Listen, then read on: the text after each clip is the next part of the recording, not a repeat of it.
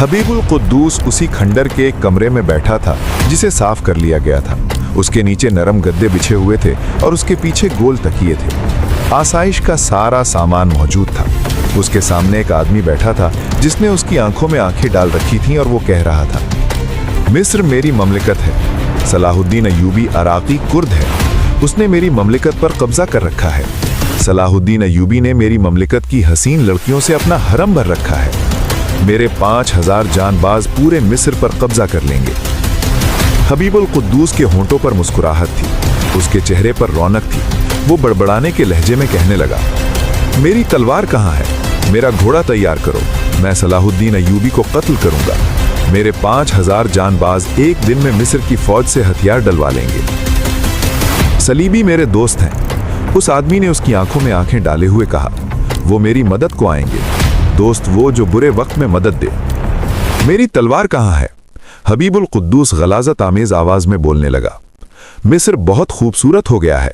मिस्र की लड़कियां ज्यादा हसीन हो गई हैं। मिस्र मेरा है, मिस्र मेरा है। एक लड़की अंदर आई जिसका लिबास ऐसा था कि बरहना लगती थी। उसके बाल मुलायम और खुले हुए थे। उसका जिस्म हल्के गुलाबी रंग का और सुडौल था। वो हबीबुल कुद्दूस के साथ लगकर बैठ गई। उसने अपना एक बाजू हबीबुल कुद्दूस के कंधों पर डाल दिया। हबीबुल कुद्दूस अपना गाल उसके रेशमी बालों से मस करने लगा।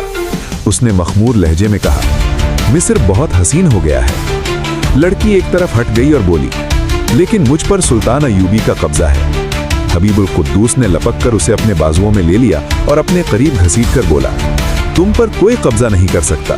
तुम मेरी हो, मिस्र मेरा है। जब तक सलाहुद्दीन अय्यूबी जिंदा है या जब तक मिस्र पर उसकी बादशाही है, ना मैं तुम्हारी हूं ना मिस्र तुम्हारा है। मैं उसे कत्ल कर दूंगा। हबीबुल कुद्दूस ने कहा, मैं उसे कत्ल कर दूंगा। रुक जाओ। एक सख्त हुसैली आवाज कमरे में गूंजी। ये एक सलीबी था जो मिस्री जुबान बोल रहा था। ये वही था जिसे खंडर में किसी दूसरी जगह एक मिस्री बता रहा था कि अब यकीन होने लगा है कि इस शख्स यानी हबीबुल कुद्दूस का दिमाग हमारे कब्जे में आ रहा है। और उसने कहा था कि इसे हशीश के नशे के बगैर अपने काम में लाना है। वो इस कमरे में आया जहां हबीबुल कुद्दूस के दिमाग को हशीश के नशे के जहरीले रंग में रंगने की कोशिश की जा रही थी। उसने गुस्से में कहा, तुम हुसैन बिन सबाह के पुजारी हशीश और खुफिया कत्ल के सिवा कुछ भी नहीं जानते। लड़की को उसके पास रहने दो और तुम मेरे साथ आओ। वो उस आदमी को अपने साथ ले गया। बाहर जाकर उसे कहा, अब उसे हशीश ना देना, उसका नशा उतर जाने दो।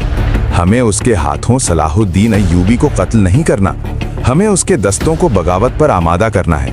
मैं बहुत देर से पहुंचा, वरना इसका ये हाल ना होने देता। होश में रखकर उसे